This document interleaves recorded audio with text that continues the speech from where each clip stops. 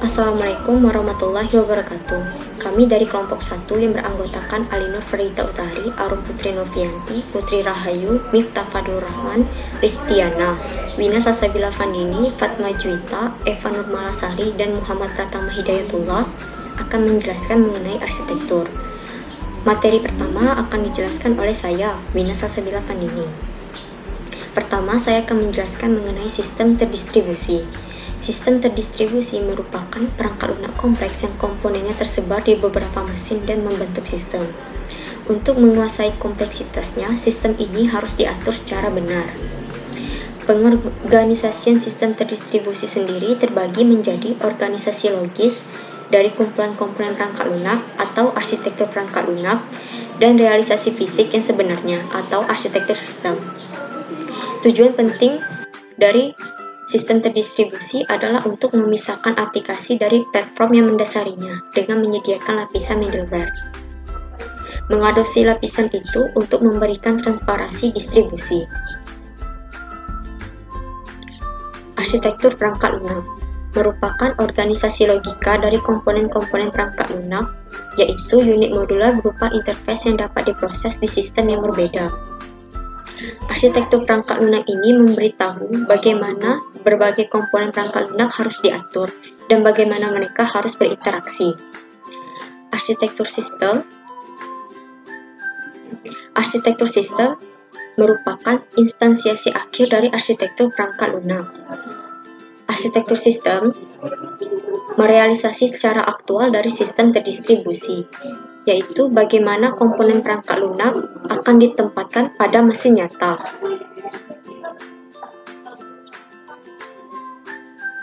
Gaya arsitektur merupakan cara komponen dihubungkan satu sama lain, pertukaran data antar komponen, dan bagaimana elemen-elemen ini secara bersama-sama dikonfigurasi ke dalam sistem. Komponen yang dimaksud adalah unit modular dengan antarmuka yang dibutuhkan dan disediakan yang terdefinisi dengan baik yang dapat diganti dalam lingkungannya.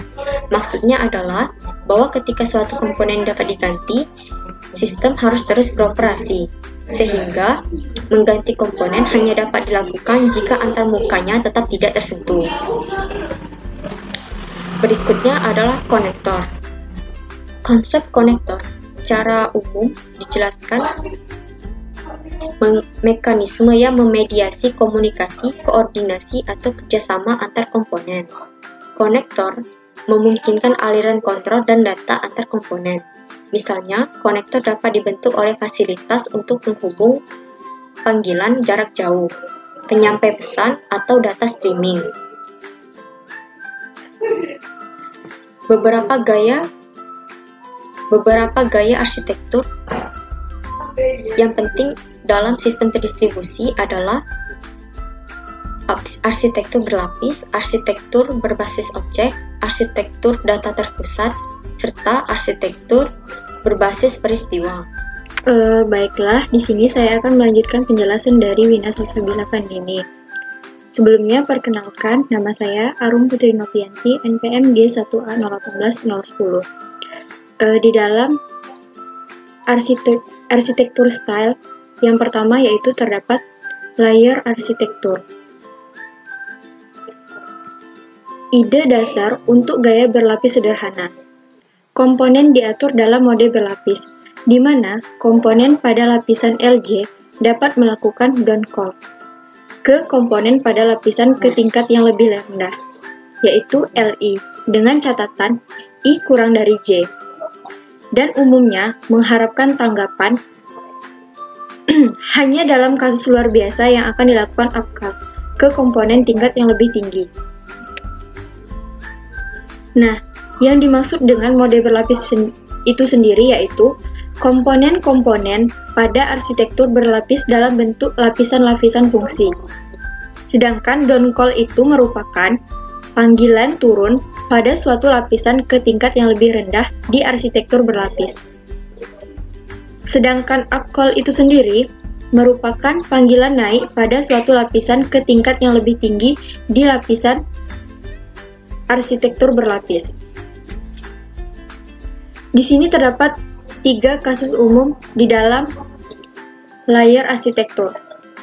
Yang pertama yaitu organisasi berlapis murni. Ini terdapat contoh gambarnya. Nah, pada gambar A ini, organisasi berlapis murni. Organisasi berlapis murni ini menunjukkan organisasi standar di mana hanya down-call ke lapisan bawah berikutnya yang dibuat. Organisasi ini biasanya digunakan dalam kasus komunikasi jaringan. Sedangkan yang gambar B ini, yaitu organisasi berlapis campuran. Misalnya, aplikasi A yang menggunakan perpustakaan LOS untuk antarmuka ke lapisan sistem operasi. Pada saat yang sama, aplikasi menggunakan perpustakaan matematika khusus LMAT yang telah diimplementasikan dengan juga menggunakan LOS. Nah, dalam hal ini mengacu pada gambar B ini. Kemudian, yang C yaitu berlapis organisasi dengan akal.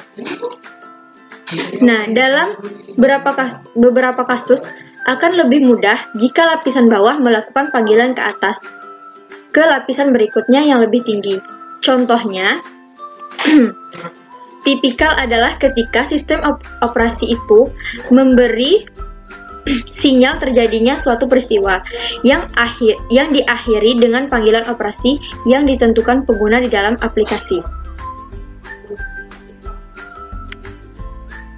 Nah, ini contoh yang telah saya sebutkan tadi, yaitu contoh pada berlapis organisasi dengan akal.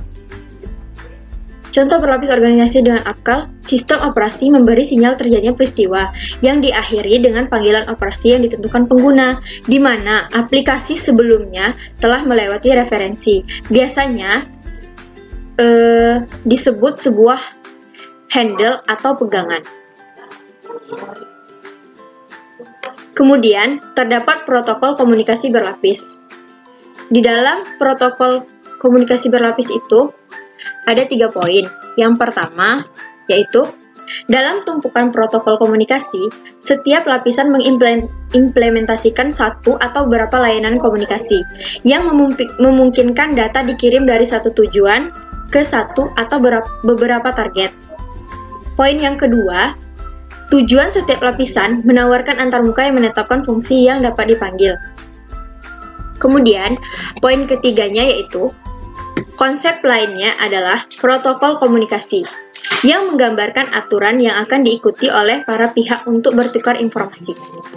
Assalamualaikum warahmatullahi wabarakatuh. Nama saya Farma Juwita, NPM G1A 081044. Baiklah, di sini saya akan melanjutkan penjelasan dari teman saya tadi, Arum Putri Novianti. Di sini merupakan gambar dari protokol komunikasi berlapis. Di sini merupakan perbedaan antara protokol komunikasi berlapis yang menunjukkan antara perbedaan layanan, antar mukanya, dan protokol yang diterapkannya. Perbedaan antara layanan yang ditawarkan pada sebuah lapisan, yaitu antarmuka yang digunakan dan protokol yang diimplementasikan oleh sebuah lapisan untuk membangun komunikasi. Untuk buat perbedaan yang jelas, pertimbangan layanan yang andal dan berorientasi koneksi merupakan jenis layanan yang direalisasikan di internet melalui transmisi kontrol protokol atau TCP. Kata kunci.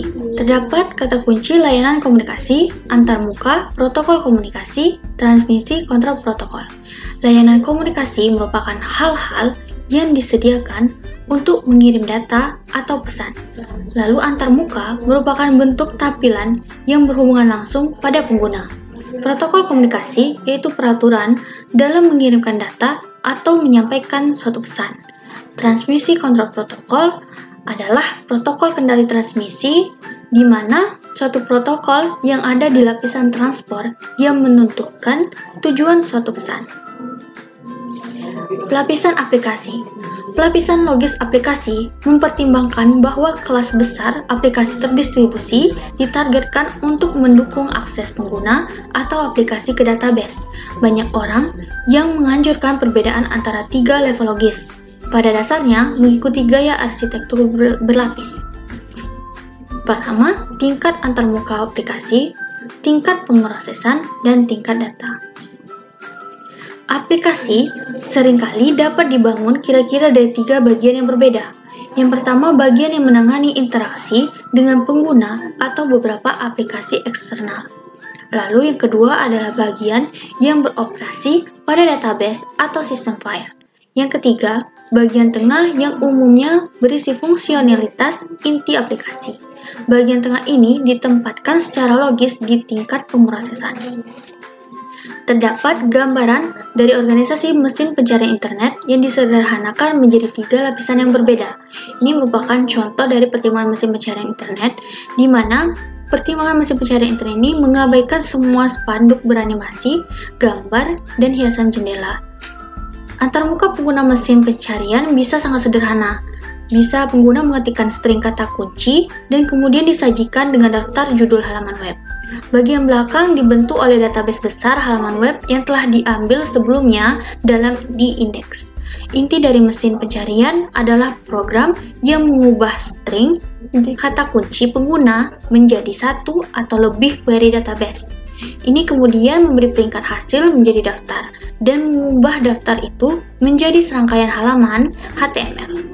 Bagian pengambilan informasi ini ditempatkan di tingkat pemrosesan. Terdapat tujuannya yaitu sebuah front-end yang mengimplementasikan antarmuka pengguna atau menawarkan antarmuka pemrograman untuk aplikasi eksternal. Lalu bagian belakang untuk mengakses database dengan data keuangan dan juga program analis antar keduanya. Assalamualaikum warahmatullahi wabarakatuh. Di sini saya Eva Nurmalasari, NPMG 1A 018060, di mana pada kali ini saya akan melanjutkan penjelasan dari teman saya Fatma Juwita mengenai bagian-bagian dari arsitektur style. Kita akan masuk ke bagian kedua dari arsitektur style, yaitu arsitektur berbasis objek. Arsitektur berbasis objek adalah tidak adanya status perbedaan antara server dan klien. Operasi yang dapat dilakukan pada data sistem dapat sebagai satu set objek yang berinteraksi yang ikatannya tidak relevan. Tidak ada perbedaan antara penyedia layanan dan user layanan. Arsitektur berbasis objek menarik karena menyediakan cara alami untuk mengenkapsulasi data atau yang biasa disebut status objek dan operasi yang dapat dilakukan pada data tersebut yang disebut sebagai metode objek menjadi satu entitas. Status objek adalah cara alami yang menyediakan cara untuk mengenkapsulasi data. Metode objek adalah operasi yang dapat dilakukan pada data tersebut. Interface adalah suatu layanan atau mekanisme yang diberikan kepada setiap pengguna alat digitalnya. Antarmuka yang ditawarkan oleh suatu objek menyembunyikan detail implementasi, yang pada dasarnya prinsipnya adalah dapat mempertimbangkan objek yang sepenuhnya independen dari lingkungannya. Objek terdistribusi adalah objek dalam pengertian pemrograman berorientasi objek yang didistribusikan ke seluruh ruang alamat yang berbeda, baik dalam proses yang berbeda di komputer yang sama atau bahkan di beberapa komputer yang terhubung melalui jaringan, tetapi yang bekerja sama dengan berbagi data dan menggunakan metode. Assalamualaikum warahmatullahi wabarakatuh. Perkenalkan, nama saya Ristiana, NPM G1A 018018. Di sini saya akan melanjutkan penjelasan dari teman saya yaitu Eva Nurmalasari. Arsitektur berbasis objek. Ketika kalian mengikat ke objek terdistribusi, implementasi antarmuka objek yang disebut proyeksi, kemudian dimuat ke dalam ruang alamat kalian. Proyeksi dapat dianalogikan dengan rintisan klien dalam sistem RVC. Kata kunci ada dua, yaitu mengikat dan proyeksi. Mengikat klien adalah agar sebuah objek terdistribusi dengan permintaan masuk pertama kali diteruskan ke server stub. Proyeksi, sistem yang memungkinkan pengguna untuk bisa mengakses jaringan internet memakai IP address berbeda yang diterima perangkat. Stub sisi server sering disebut sebagai kerangka karena menyediakan sarana kosong untuk membiarkan middleware server mengakses objek yang ditentukan pengguna. Kerangka adalah awal dari pembuatan stub sisi server yang berguna untuk menyusun balasan dan meneruskan pesan balasan ke proyeksi sisi klien. Objek jarak jauh adalah antarmuka yang diimplementasikan oleh objek yang tersedia di mesin lain dan statusnya tidak terdistribusi karena berada di satu mesin. Orang dapat berargumen bahwa arsitektur berbasis objek membentuk fondasi layanan encapsulation menjadi unit independen. Dengan memisahkan secara jelas berbagai layanan sehingga mereka dapat beroperasi secara mandiri, kami membuka jalan menuju arsitektur berorientasi layanan yang umumnya disingkat SOA. Kata kunci enkapsulasi. Layanan secara keseluruhan diwujudkan sebagai entitas yang berdiri sendiri. SOA, Service Oriented Arsitektur berorientasi layanan adalah suatu gaya arsitektur sistem yang membuat dan menggunakan proses bisnis dalam bentuk paket layanan sepanjang siklus hidupnya. Baiklah, saya akan melanjutkan penjelasan mengenai gaya arsitektur. Sebelumnya, perkenalkan saya Alinur Farita Utari, NPMG 1A 018004. Di sini saya akan menjelaskan mengenai gaya arsitektur yang ketiga, yaitu Resource Based Architecture atau arsitektur berbasis sumber daya. Nah, dengan semakin banyaknya layanan berbasis web dan pengembangan sistem terdistribusi melalui suatu komposisi layanan, maka ini menjadi sesuatu yang penting. Maka para peneliti mulai memikirkan kembali bagaimana merancang suatu arsitektur sistem terdistribusi yang sebagian besar berbasis web. Nah, dari pengembangan sistem terdistribusi tadi, maka muncul masalah pada komposisi layanan, yaitu bagaimana kita menghubungkan berbagai komponen sehingga dapat terintegrasi dengan mudah. Sebagai alternatifnya, kita dapat melihat bahwa sistem terdistribusi sebagai suatu sumber daya yang besar yang dikelola secara individual oleh suatu komponen. Sumber daya ini dapat ditambahkan atau dihapus oleh aplikasi dengan jarak jauh dan diambil ataupun dimodifikasi. Nah, sumber daya ini sekarang telah diadopsi secara luas untuk layanan berbasis web dan dikenal sebagai Representational State Transfer atau REST. REST itu sendiri adalah gaya arsitektur perangkat lunak yang mendefinisikan sekumpulan batasan yang akan digunakan untuk membuat layanan berbasis web. Jadi, REST ini gaya arsitektur yang kita gunakan untuk membuat layanan web. Nah, maka muncul 4 karakteristik utama dari arsitektur RESTful. Yang pertama, sumber daya diidentifikasi melalui skema penamaan tunggal. Yang kedua, semua layanan menawarkan antarmuka yang sama. Yang ketiga, pesan yang dikirim ke atau dari layanan dijelaskan secara lengkap. Dan karakteristik yang keempat yaitu setelah menjalankan operasi pada suatu layanan, komponen atau aplikasi melupakan segala sesuatu tentang data klien. Karakteristik yang keempat ini kemudian dinamakan dengan stateless execution.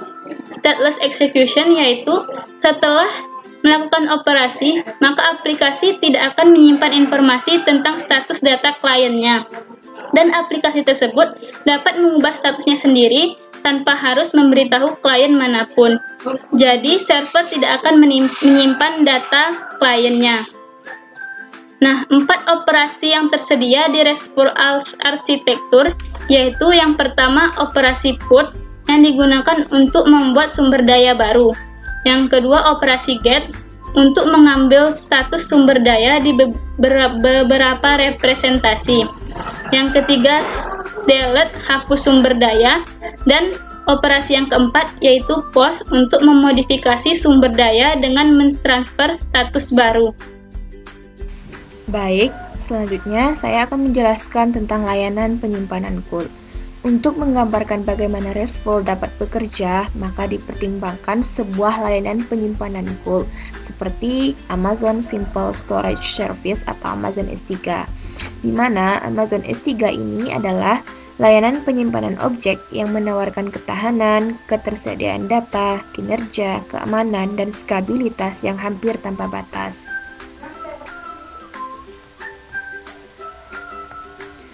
Amazon S3, seperti yang dijelaskan Murti dalam bukunya, hanya mendukung dua sumber daya. Yang pertama adalah objek yang pada dasarnya setara dengan file, yang kedua adalah buket yang setara dengan direktori. Sehingga tidak ada konsep yang menempatkan buket ke dalam buket.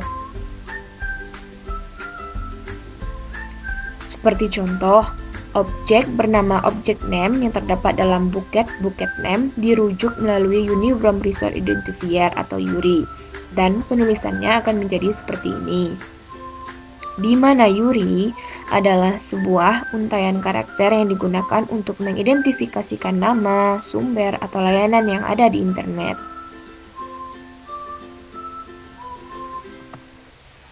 Untuk membuat buket seperti tadi, maka aplikasi akan mengirimkan permintaan put dengan URI objek, sehingga protokol yang digunakan pada layanan tersebut adalah HTTP. Kemudian, permintaan akan diinterpretasikan dengan benar oleh Amazon S3. Jika buket atau objek yang sudah ada, maka pesan kesalahan di HTTP akan muncul. Selanjutnya, kita akan membahas tentang Publish Subscriber Arsitektur. Publish Subscriber Arsitektur adalah arsitektur yang dapat menangani pengiriman data yang dipublish ke beberapa subscriber atau pengguna berdasarkan topik yang dipilih. Kelas besar sistem terdistribusi telah mengadopsi arsitektur, di mana terdapat pemisahan yang kuat antara pemrosesan dan koordinasi. Dalam model ini, coordinations meliputi komunikasi dan kerjasama antar proses. Ketika proses yang digabungkan secara temporal dan referensial, koordinasi berlangsung secara langsung, yang disebut dengan direct coordinations. Di sini terdapat dua kata kunci, yaitu coordination dan direct coordinations. Coordination atau koordinasi merupakan komunikasi dan kerjasama antar proses yang mengikat aktivitas yang dilakukan oleh sistem secara menyeluruh. Sedangkan direct coordinations merupakan penggabungan secara temporal dan referensial dalam bentuk komunikasi langsung. Baiklah, perkenalkan, nama saya Miftah Fadur Rahman dengan NPM G1A018014.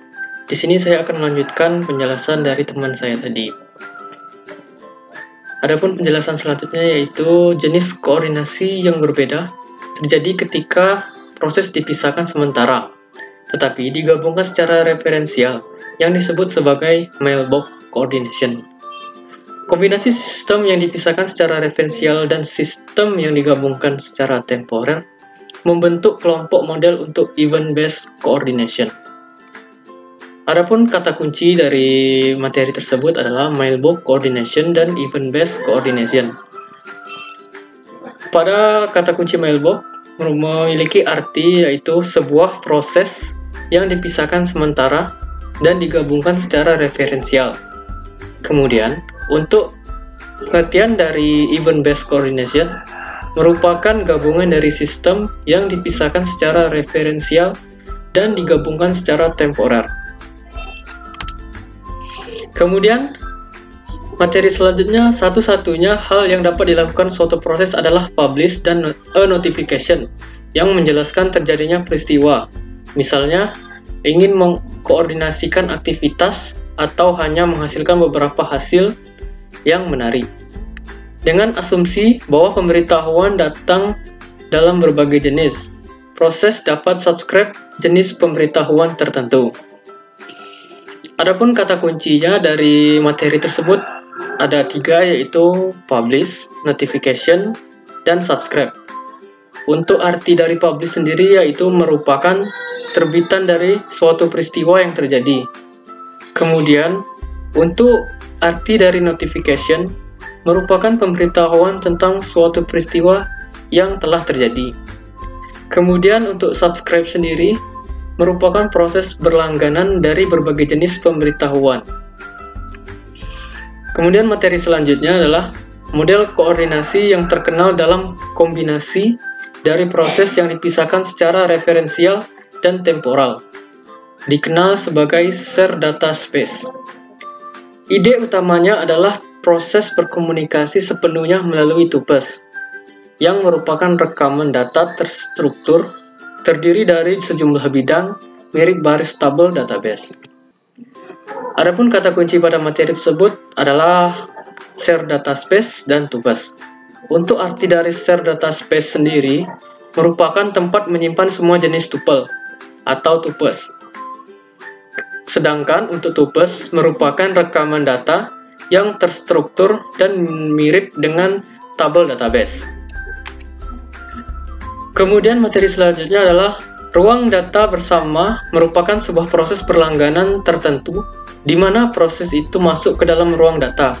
Kemudian pelanggan yang cocok akan diberitahu sehingga kita berurusan dengan arsitektur publish subscribe dengan fitur yang dilakukan tidak terpisah.